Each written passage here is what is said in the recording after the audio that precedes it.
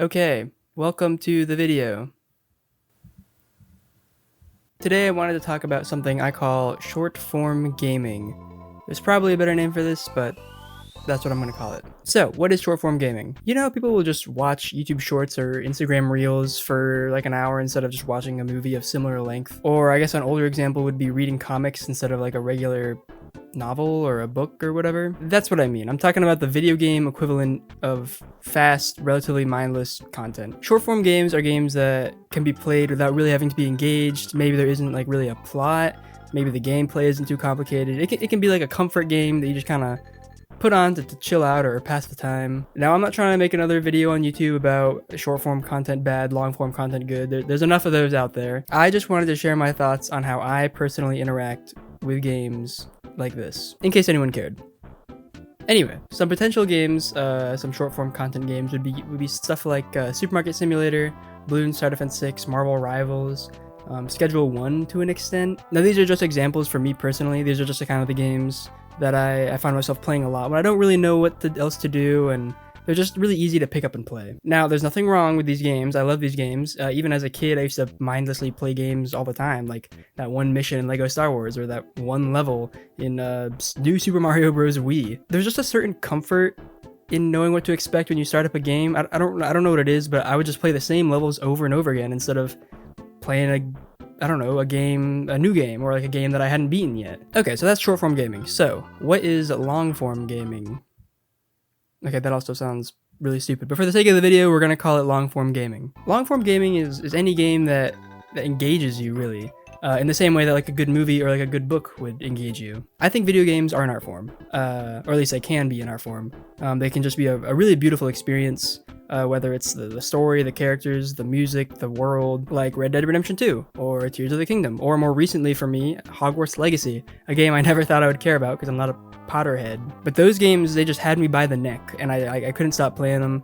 The captivation I get from games like that, I just think is so enjoyable and is an overall better experience, and I want to like play games like that more often. For me, short form gaming usually starts off with sitting at my desk and going, like, what should I play? And then I just kind of put something on passively while I watch like a YouTube video maybe. But with games like Hogwarts Legacy and Red Dead Redemption 2, I was actively choosing to be engaged. And to me, that active and deliberate choice is just a much better experience than treating a game almost as like background noise, as it is with all art forms, really. I mean, I've been listening to albums as a whole lately, as opposed to just like a playlist of 1,000 songs I've heard a bajillion times.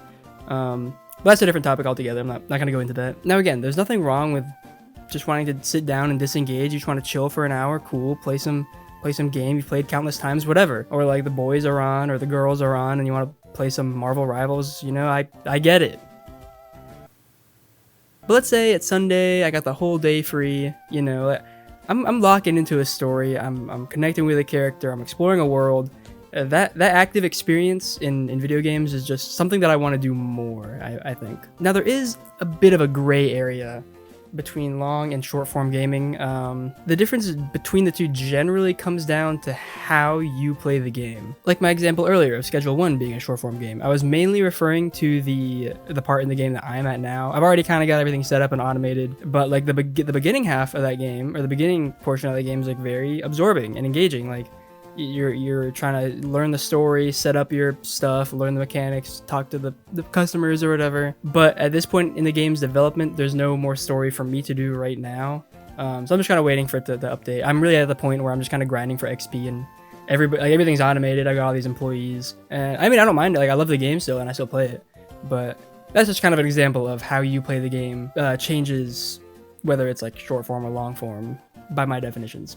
Another example is Animal Crossing. That game isn't exactly challenging any ideas or pulling any deep emotional responses from the characters or anything, unless you're talking about when Goldie moved away from my town and city folk.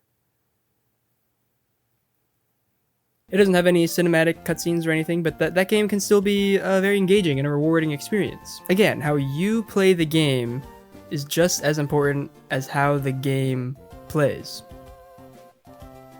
Games like that, you make the experience. Like, I was sad when Goldie moved away. I was happy when I finally finished decorating my island.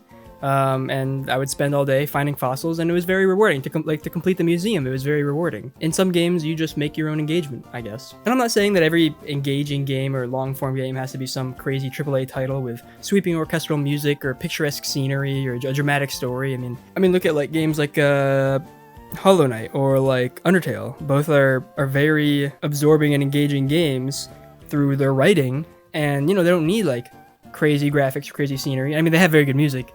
So maybe not the best example, but you know what I mean. Like, it doesn't have to be some big 100 gigabyte game. And of course, there are games that are rewarding just by their gameplay alone, where maybe the story or the characters or it's just not really there. But just play through the game is a great experience, like Cuphead or Dark Souls or I don't know, Balatro.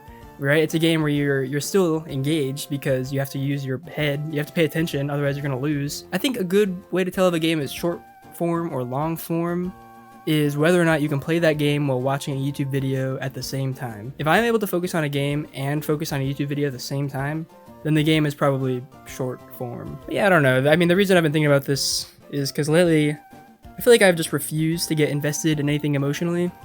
Sorry, let me sit up. I don't know, maybe like real life is just serious enough or something. Like I don't really watch movies. I don't really read anymore. I don't watch TV shows, and I don't know, if I do watch something, it has to be funny. Like, it cannot be a thriller or a drama. It has to be like SpongeBob or some junk like that. I don't know. Well, actually, I'll watch anime sometimes. Maybe since it's animated, it kind of takes away from the seriousness or something. I don't know. I don't really know what changed, but I just do not want to be mentally or emotionally challenged in any way anymore. I usually just watch YouTube videos or random stuff. But although I will say, I do not watch YouTube Shorts. I will always watch a full video, at least 10 minutes or something. But I guess video games are the only way I'd get invested in something, at least at the moment. So I guess if that's going to be my main source of entertainment, I would like to be more meaningful. Maybe. Sometimes. At the end of the day, gaming is meant to be fun. Whether a short game is short form or long form is really up to you, and some people's short forms might be somebody else's long form games. It's just whatever you get engaged in. Don't get me wrong. I'll still play my fair share of short form games. They have their place. They can be relaxing or meditative even. All I'm saying is I'm going to be a bit more conscious of how I play games, and maybe you would like to as well. This video is brought to you by the subscribe button. Hit subscribe and thank them for sponsoring this channel. Anyway, real quick, I'd like to share some games I've been wanting to play. I've actually got a list here. So, Paper Mario Thousand Year Door Remake. I'm about halfway through that one. Luigi's Mansion 2 HD. I got it on the Switch for my birthday, and I've been busy playing Thousand Year Door, so I haven't played it. Dark Souls 3, Elden Ring. I kind of want to do GTA 5 story mode, and maybe Pokemon White 2. I've already played Pokemon White 2. I think I've played it. I played Pokemon Black once, and then I played Pokemon White 2 once, but I don't remember anything about White 2. Or Black. So I was going to play through White 2 again. And then if I ever get a Switch 2 and want to pay even more money for an upgrade package, I would love to do another playthrough of Breath of the Wild and Tears of the Kingdom in the full HD Switch 2 upgrade. But I do not want to spend $500. Alright, that's it. See ya.